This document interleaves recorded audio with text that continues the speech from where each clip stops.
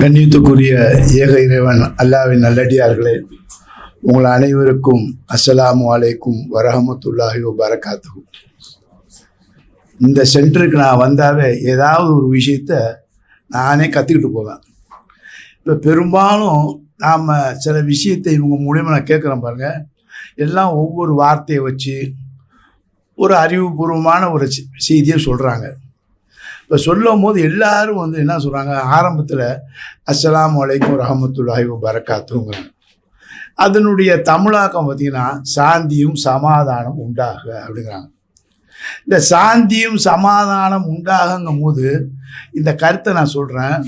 இது ஒரு சும்மா ஒரு நமக்குள்ளே ஒரு பரிமாற்றம் தான். சாந்தி என்பது தமிழ் வார்த்தை இல்லை, சமாதானம் என்பதும் தமிழ் வார்த்தை இல்லை.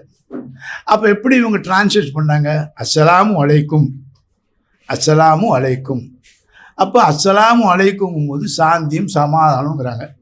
இது எப்படி வந்ததுன்னா, உண்மையில் அவங்க திருக்குரானுக்கு மொழிபெயர்ப்பு பண்ணும்போது தமிழ் விஷயத்தில் அவங்க கோட்டை விட்டாங்கன்னு அர்த்தம். அதாவது தமிழ் வித்துவான்கிட்ட கேட்காம செய்திருக்காங்க. ஏன்னா ஒரு ஒரு மொழியில் இன்னொரு மொழி நம்ம டிரான்ஸ்ஃபர் பண்ணும்போது, இப்போ அரபு எனக்கு நல்லா தெரியும், அரபு நல்லா தெரியணும்னு நான் கிராமரில் தெரியணும். நல்லா சொல்கிறான், இந்த குரானை நான் தெளிவான அரபு மொழியில் இறக்குனுங்கிறான். அப்போ அரபு மொழி நீங்கள் நல்லா தெரிஞ்சு பாண்டித்தம் பட்டால் தான் அதை கையை வைக்கணும், சும்மா பேசிட்டு வேறு. அதே மாதிரி அரபு டு இங்கிலீஷு, அரபு டு தமிழ் பேசினா தமிழில் எனக்கு இலக்கண இலக்கியம் உங்களுக்கு தெரியணும். அப்போ தொல்காப்பியங்கிற மாதிரி ஒரு பொருளில் புக்கையெல்லாம் நீங்கள் நல்லா ஆய்வு பண்ணி படித்து சிந்தித்தாதான் நீங்கள் அழகான தமிழ் சொல்ல கொண்டு அந்த இடத்துல வைக்க முடியும். இப்போ நம்ம இது தப்பு பண்ணிக்கிறோமா சரி பண்ணிக்கிறோமா அப்படிங்கிறத உங்கள் பக்கம் விட்டுறேன். அப்போ அஸ்ஸலாமு அலைக்கும் அப்படிங்கிறதுக்கு அல்லாஹ்வுடைய பார்வையில் என்ன அர்த்தம் அப்படின்னு நம்ம பார்க்கணும். இது மனுஷனுடைய பார்வை. அவன் அஸ்ஸலாமு அலைக்கும்ங்கிறது சாந்தியும் சமாதானம்ட்டான். ஏன்னா அவனுக்கு தெரிஞ்ச தமிழ் இல்லை அவனுக்கு தெரிஞ்ச மொழி எந்த மொழியாக கொண்டு தமிழில் கொண்டு சேர்த்துருக்காங்க. அது தமிழ் எல்லா மொழியும் உள்வாங்கக்கூடிய சக்தி உள்ளது மொழி. இப்போ இறைவனுடைய பார்வையில் அஸ்ஸலாமு அலைக்கும் அப்படின்னு பார்த்தீங்கன்னா, ஏன் இந்த இந்த டாபிக் எடுத்தாலும் நீங்கள் இப்போ எல்லாம் பேசும்போதே ஒவ்வொரு ஆள் ஒரு கருத்தை பேசுனாங்கல்ல, அப்போ இந்த கருத்தை பேசி இதையும் நம்ம பேசுவோமே அப்படிங்கிற எண்ணம் தான். அதில் இப்போ அஸ்ஸலாமு அலைக்குங்கிற இறைவனுடைய பார்த்தீங்கன்னா, இறைவன் எந்த ஒரு கருத்தை சொன்னாலும் இப்போ ஈமான் கொள்கிறோம், நம்பிக்கை. அப்போ இந்த நம்பிக்கை கொள்றதுங்கும் போது இறைவன் சொன்னால் ஒரு ஆதார அடிப்படை தான் நம்பிக்கை கொள்ளுங்கிறான், பிளைண்டாக நம்பாதங்கிறான். இந்த குரான் இருக்கு பாருங்க, இந்த குரானை நீ படிக்கும் போது உன்னுடைய தாய்மொழியில் படிக்கும் போது குருடனை செவிடனை போல விழாதங்கிறான். இது யார் சொல்லுவா? ஒரு புத்தகத்தை ஒரு ஆள் எழுதுறாங்க, எழுதி இப்படி பேச முடியுமா? சொல்லுங்கள், சொல்ல முடியாது. அப்போ இறைவன் இது என்னுடைய வார்த்தை, குரான் என்பது அல்லாஹ்வுடைய வார்த்தை. குரான் என்பது டைரக்ட், நேருக்கு நேர் பேசுது, தரகரே இல்லை. உங்களுக்கு ஏதாவது ஒரு சந்தேகம் இருந்தால் குரான் எடுத்து பார்த்தீங்கன்னா அல்லாஹ்வோட நீங்கள் பேசுகிறீங்க.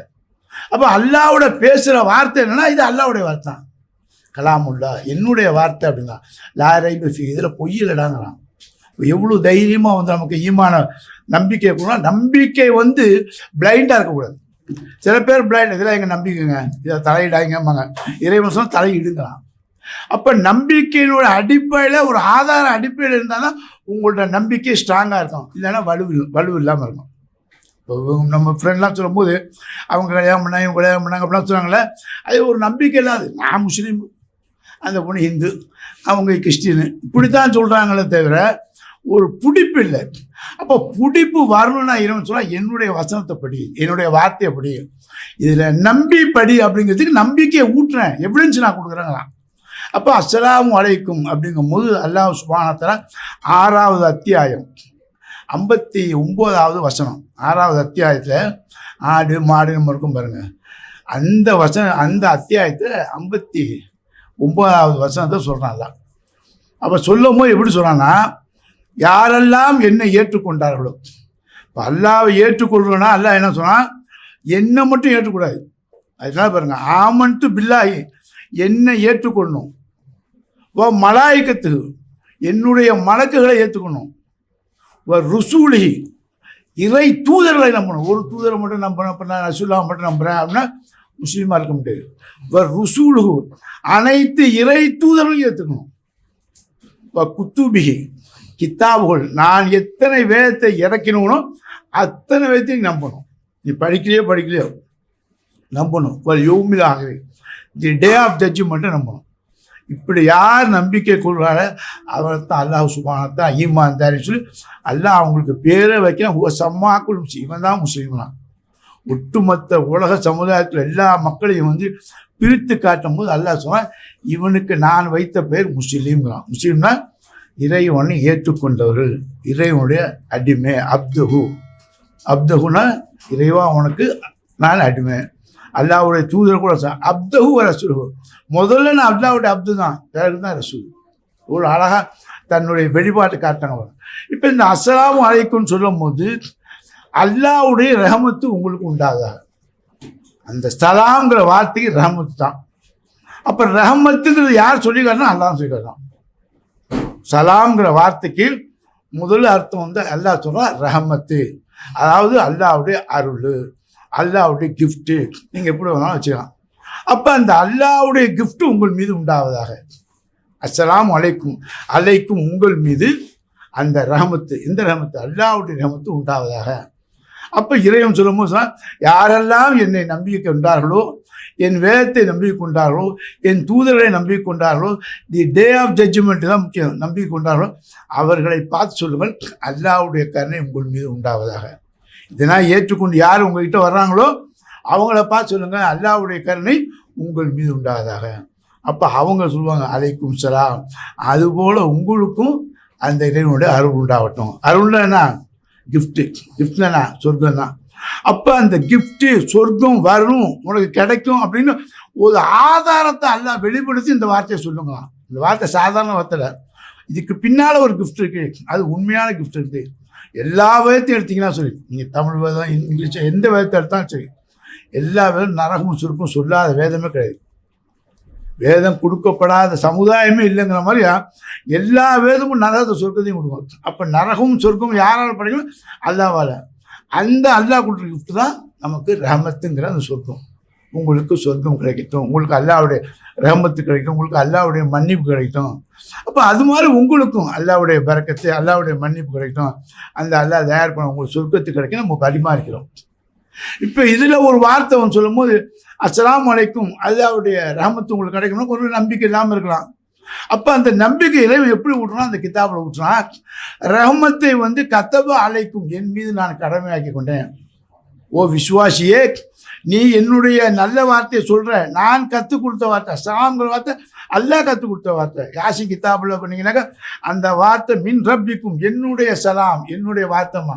அப்போ அல்லாஹ் கற்றுக் கொடுத்த வார்த்தை ரஹமத்து இருக்குது என்பது நம்பிக்கை கொள்வதற்கு அல்லாஹ் சொல்கிறான், இந்த ரஹமத்தை, இந்த கருணை என் மீது கடமையாக்கி கொண்டேன்.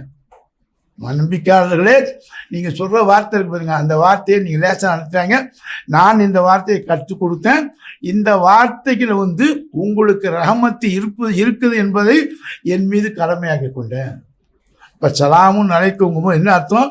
அல்லாஹ்வுடைய கருணை உண்டாகுது. அந்த கருணை என்ன?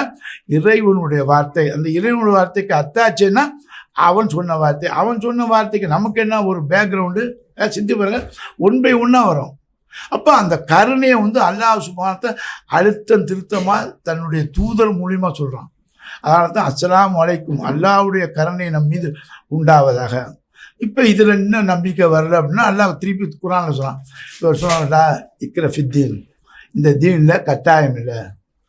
இதை விட அல்லாஹ் தெளிவாக சொல்கிறான், இந்த குர்ஆனை நீ படி, விரும்பினா ஏற்றுக்க, விரும்பினா நிராகரிக்கிறான். உலகத்திலேயே முதல் சுதந்திரம் கொடுத்த வார்த்தை இந்த வார்த்தை தான். விரும்பினால் படி அப்படி சொல்ல, விரும்பினால் ஏற்றுக்கொள், விரும்பினால் நிராகரிக்கிறான். யூ கேன் ரிஜெக்ட், நீ நிராகரி, எனக்கு ஒன்றும் பிரச்சனை இல்லை, நீ நிராகரி. அப்போ இந்த குர்ஆன் ஆரம்பத்தில் கடைசி வரைக்கும் ஒரு 600 பேஜோ 500 பேஜோ அதை படித்து முடிச்சுட்டு விரும்பினா ஏற்றுக்க, விரும்பினா நிராகரிக்கிறான். இந்த மாதிரி ஒரு வார்த்தை யார் சொல்ல முடியும்? உலகத்தில் எத்தனையோ கிதாப் இருக்குங்க, எத்தனையோ புக்கு இருக்குது. அந்த புக்கில் யாராவது சொல்லுவாங்களா, நான் எழுதின புக்கு படித்தா கொஞ்சம் அறிவு வரும், நான் சொல்கிறதான் ரைட்டு, இப்படித்தான் ஆணவத்தில் தான் இருப்பேன் தவிர மற்றபடி இந்த மாதிரி ஒரு வார்த்தை சொல்ல முடியாது. விரும்பினால் ஏற்றுக்கொள், விரும்பினால் நிராகரி. அரசியல் சாஸ்திரம் இதை தாங்க எழுதப்பட்டது. அரசியல் சாஸ்திரம், இந்திய சாஸ்திரம் இருக்குது, அரசியல் சாஸ்திரம் இந்த குர்ஆனில் இதுதான் எழுதப்பட்டது. ரொம்ப பேருக்கு தெரியாது, வக்கீலுக்கு படித்தா நல்லா தெரியும். ஏன்ட்டா இதில் உள்ள சென்டென்ஸ் எல்லாமே பார்த்தீங்கன்னா அரசியல் சாஸ்திரத்தில், அரசியல் சாஸ்திரம் இதில் பேஸாக பண்ணலாம் வரும். இப்போ இது ஒரே ஒரு உதாரணம் சொன்னேன். அல்லாஹ்வுடைய கருணை உண்டாகும் அல்லாஹ் ஒரு எவிடன்ஸ் கொடுக்குறான். அந்த எவிடன்ஸை தன் மீது கடமையாக்கிட்டேங்கிறான். நீ நம்பிக்கை உள்ளுங்கிறான். அதுக்கு மேலே நம்பினா பாட்டி போங்கிறான். ரைட்டா? இப்போ அதே வார்த்தையை சொல்லுவாங்க. இந்த ஆஃபீஸ் இருக்குது. இப்போ இந்த ஆஃபீஸு இது என்னுடைய இதுங்கிறேன். இந்த ஆஃபீஸ் என்னுடைய இதுங்கிறேன். என்னடா எவிடன்ஸுன்னு நம்ம கேட்போம் இல்லையா? கேட்போம். இந்த இருக்கு பார் பக்கித்தா, இந்த இருக்கு இருக்கார், இந்த இருக்கு பத்திரம், இந்த ஆஃபீஸுக்கு பத்திரம், எலக்ட்ரிசிட்டி பில்லு இருக்குது, பட்டா இருக்குது, எல்லாம் இருக்குது. இதான் என்னுடைய ஆஃபீஸ். ரைட், ஓகே அப்படிங்கிறோம். அப்போ ஒரு தனி மனிதன் தன்னுடைய சொத்துக்கு ஒரு பொருளாதாரத்தை ஒரு இதை காட்டுறான், ஒரு எவிடன்ஸை காட்டுறான். இந்த தனி மனிதன் வாழுகின்ற தேசம் இருக்கு பாருங்க, நாடு. இந்த நாடு என்ன சொல்லணும்? இந்த நாடு என்ன சொல்லணும் அப்படிங்கும்போது இந்த நாடு சொல்லு, இது என்னுடைய பிரதேசம். இது இப்போ இந்தியா ஒரு எல்லையை சொல்லி இது என்னுடைய நாடுங்குது. ஈரான் ஒரு எல்லையை குத்தி இது என்னுடைய நாடு. என்னடா எவிடன்ஸ்னா இந்த பார் கான்ஸ்டியூஷன், அரசியலமைப்புங்கிறான். ஒரு சட்டத்தை வகுத்து இது கடல் இல்லை, இது ஆகாய இல்லை, இது எங்கே இல்லைங்கிறான். அப்போது ஒரு ஆஃபீஸு ஒரு தனி மனிதனுடைய வீட்டுக்கு ரெக்கார்டு எடுத்து போடுறான். இது ஏன் ஊடியா? எங்கள் அப்பாவுக்கு ஒரு சொத்து, இந்தப்பா டாக்குமெண்ட்டு, பட்டா எல்லாம் இருக்குது, வரி இருக்குது. இது ஏன் ஊரியா? இது இந்தியா என்னோட நாடு, இந்த இருக்குது. இது என்னுடைய பாகிஸ்தான் இந்த நாடு, இது சிங்கப்பூர் என் நாடு, எல்லாம் டாக்குமெண்ட் இருக்குது. அப்போ ஒருத்தர் ஒவ்வொரு பொருளுக்கு உரிமை கொண்டாடும் போது இந்த அகில உலகம் யாருக்குங்க சொந்தம்? இது வரைக்கும் எவனுமே கிளைம் பண்ணல. சொல்லுங்கள், இந்த அகில உலகம் யாருக்கு சொந்தம்? அல்லாஹ் கிளைம் பண்ணுறான், இது எனக்கு சொந்தங்கிறான். இந்த குர்ஆனை சொல்கிறான், நீ டாக்குமெண்ட்டை போட்டியில உன் வீட்டுக்கு, அதே மாதிரி ஒரு தேசம் ஒரு நாடு டாக்குமெண்ட் போட்டுச்சா அகில உலகம் சொந்தக்காரனா இந்த டாக்குமெண்ட்டை படிச்சு பாரு அப்படின்னா எப்படி சொல்லாம பாருங்க. நம்பிக்கை எங்கே கொண்டு ஊட்டுறான் பாருங்க, ஒன்றையும் வச்சு விட்டான். அதே மாதிரி மொழி, மனிதன் கண்டுபிடிச்ச லட்சக்கணக்கான கண்டுபிடிப்போம், அதில் நம்பர் 1 கொண்டு வைக்கிறது மொழியை தான் வைக்கிறான். அந்த மொழியை கண்டுபிடிச்சாரு மனுஷங்களாம். சரி, மனுஷன் யார் மொழியை கொண்டு போய் தமிழுக்கு என்ன ஆருமா? ஆனால் சொல்ல முடியாது. தமிழ் மொழியை கண்டுபிடிச்சி யாரும் இன்னும் சொல்லலை. ஏதோ ஒரு ஆள் சொல்கிறாங்க, அது நம்ப முடியுமா? நம்ப முடியாது. ஆனால் மொழி கையில் இருக்குது, ஆதாரம், எவிடன்ஸ் இன்றைக்கி தமிழ் இருக்குது. அதே மாதிரி அரபு மொழி, அதே மாதிரி இங்கிலீஷ் மொழி, அதே மாதிரி ஜெர்மன் மொழி, எந்த மொழியை கண்டுபிடிச்சாலும் ஒரு ஆள் இருப்பாங்க. அது நம்ம படித்தா தெரியும். மொழி ஆய்வாளர் போனீங்கன்னா உங்களுக்கு தெரியும். ஆனால் இந்த மொழியை கண்டுபிடிச்சவன் யாருன்னா, என் மொழியை கண்டுபிடிச்சி நான் சொல்லுவேன், அவர் மொழியை கண்டுபிடிச்சி அவர் சொல்லுவார், இவர் கண்டுபிடிச்ச மொழியை மொழியை கண்டுபிடிச்சோம் யாரா? அது சொல்லு. காமனாக மொழின்னு இருக்குல்லங்க, வார்த்தைன்னு இருக்குல்ல, அதை கண்டுபிடிச்சாருன்னா அல்லாஹ் சொல்கிறான், மொழியை நான் தாண்டா உனக்கு சொல்லி கொடுத்தேங்கிறான். இந்த மொழிக்கு சொந்தக்காரன் நாங்களாம். ஜெர்மன் மொழிக்கு இவன் சொந்தக்காரங்கிறான், அமெரிக்க மொழிக்கு அவன் சொந்தக்காரங்கிறான், இங்கிலீஷ் மொழிக்கு, அரபிக்காரன் சொந்தக்காரங்கிறான், தமிழ் மொழி தமிழ்காரன் சொந்தக்காரங்கிறான். மொழிக்கு யாரா சொந்தக்காரன்? டோட்டல் மொழி ஒரு வார்த்தைக்கு யார் சொன்னால் அல்லாஹ் சொன்னான், இது நான் தாண்டா சொந்தக்காரன். எப்படின்னு சொன்னால் 2வது அத்தியாயம் அல்-பக்ரால பார்த்தீங்கன்னா, ஆதமுக்கு முதல் மனிதருக்கு நான் மொழியை கற்றுக் கொடுத்தேங்கிறான், வார்த்தையை கற்றுக் கொடுத்த சொற்களை கற்றுக் கொடுத்தேங்கிறான். அப்போ அந்த மொழியை கொண்டாடுறவன் எப்படின்னு சொல்கிறான். இப்போ இதை நம்புறதா அதை நம்புறதானாக்கா, ஒட்டுமொத்த மொழியை ஒரு ஆதாரம் கொடுக்கும்போது தனிப்பட்ட மொழிக்கு ஆதாரம் கொடுக்கும் அந்த குர்ஆன் தான் மொழி. வேறு எதுவுமே ஆதாரம் இல்லை. நீங்கள் எந்த புக்கும் எடுத்துகிட்டு போனால் பாருங்கள், எந்த புக்கும் உரிமை கொண்டாடு. உங்கள் வீட்டுக்கு உங்கள் சொத்து உரிமை கொண்டாடும், இதை கொண்டு உரிமை கொண்டாடுங்க. இந்த புத்தகத்தை நாட்டுக்கு உரிமை கொண்டாடுது, இந்த மொழிக்கு இந்த மொழிக்கார உரிமை கொண்டாடுறான். ஒட்டுமொத்த மொழிங்கிற ஒரு வார்த்தைக்கு யார் உரிமை கொண்டாடணும்? அல்லாஹ் தான் உரிமை கொண்டாடுறான். அதுக்கு எவிடன்ஸ் தான். அப்போ ஒன்று நம்புனா அந்த நம்பிக்கைக்கு அல்லாஹ் எவிடன்ஸ் கொடுத்துட்டே வர்றாங்க.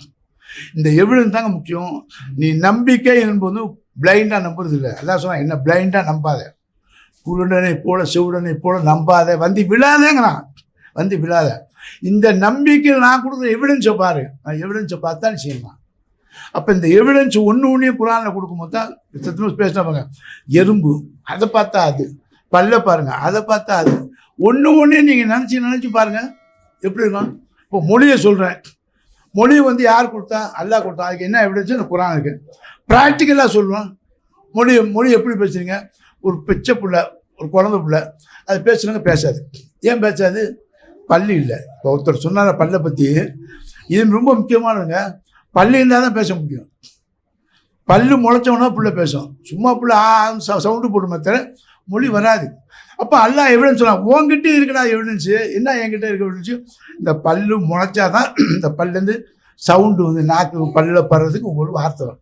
அப்போ மொழி அல்லாஹ் சொல்கிறான், நான் படைச்சது இது எவிடன்ஸ் வந்து இந்த மொழிக்கு வந்து இந்த பல்லுங்கிறான். ஏட்டா அந்த பல்லும் நாக்கும் தான் மெயின்.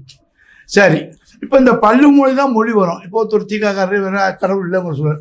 அப்போ ஊமைகளுக்கு பல்லு இருக்கேன் பாரு, பெரிய புஷாதமாக பேசுவார். ஊமைகளுக்கு பல்லு இருக்கிற அப்போ மொழி வரணும், வார்த்தை வருமானு. அங்கே தான் இறைவன் சொல்ல, இது என்னுடைய படைப்புடைய அத்தாச்சு. இங்கே ஒன்று பாருங்க, சங்கு மாதிரி. இந்த சங்கை நீங்கள் ஆய்வு பண்ணிங்கனாக்கா பல்லு இந்த இதெல்லாம் தான் முக்கியமாக இருக்கும். இது இல்லைன்னா வராது மொழி. மொழியை நான் கண்டுபிடிச்சேன், தமிழ் மொழியை பேசுகிறா பேச முடியாது. இங்கிலீஷை நான் தான் கண்டுபிடிச்சேன், கண்டுபிடி ரைட்டு பேசுகிறா, எங்கே பேசுறது? பல்லு இருந்தால் பேசலாம், இது இருந்தால் பேசலாம். அதே மாதிரி நீங்கள் பிள்ளைய மட்டும் உதாரணம் இல்லை, வயசாகிடுச்சுன்னு பாருங்கள்.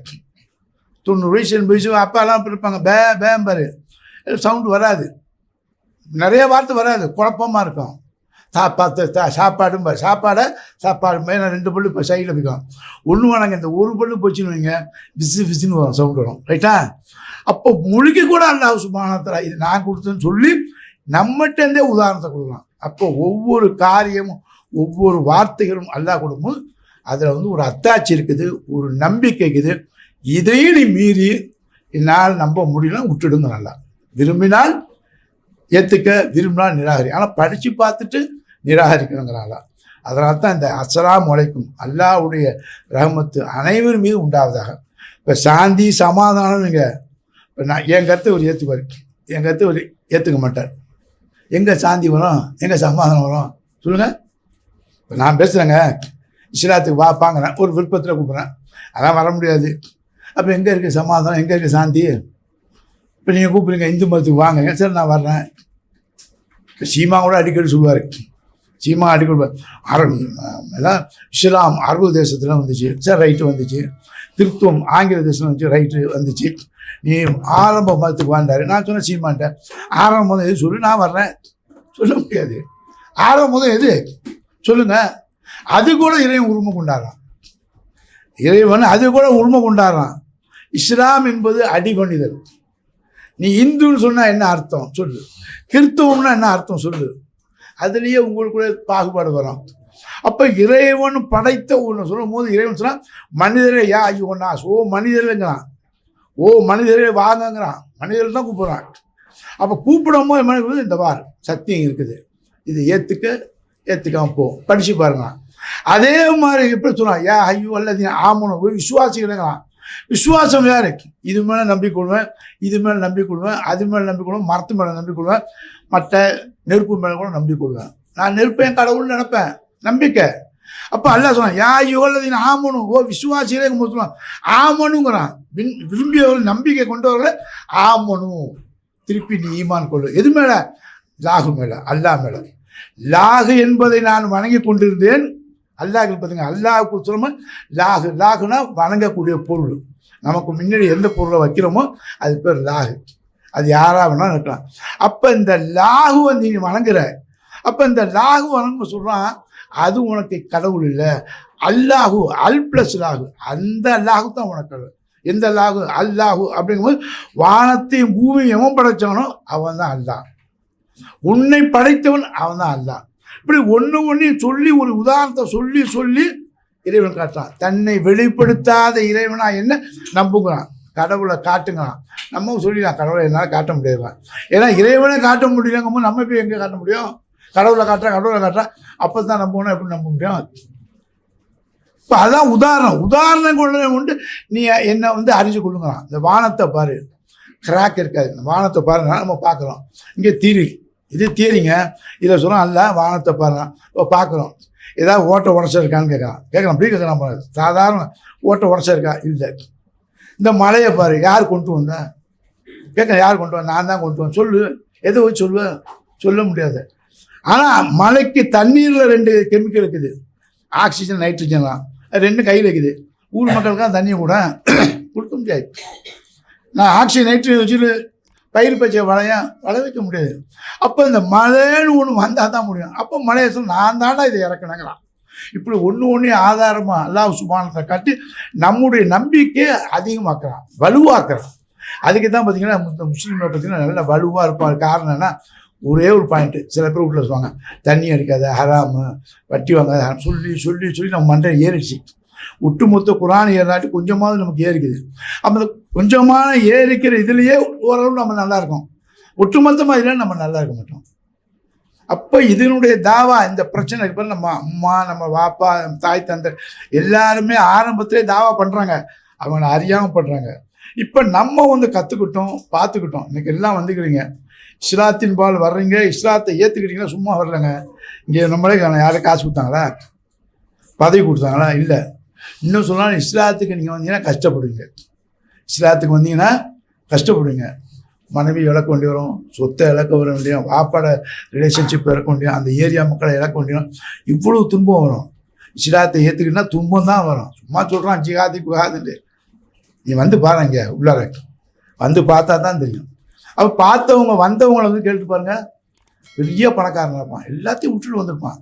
புத்தர் வந்தாருன்னா நம்ம கண்ணு முள்ள இந்த ராமசாமி வந்திருப்பான், இந்த எட்வர்டு வந்திருப்பான். என்னடாம்மா 10 பஸ்ஸுக்கு அதிபதி எங்கள் அப்பா அம்மா, இப்படி நம்ம நல்லா பாருங்க, பணக்காரனாக இருப்பான், ஏழை வந்திருப்பான்.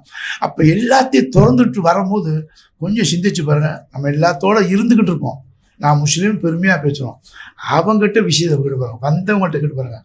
பணத்தால் வந்து இல்லைம்மா, பெண்ணால் வந்து இல்லைம்மா, பொண்ணால் வந்து ஏன்டா வந்தேன்னா எனக்கு இறைவனோட அருள் கிடச்சிருச்சுமா.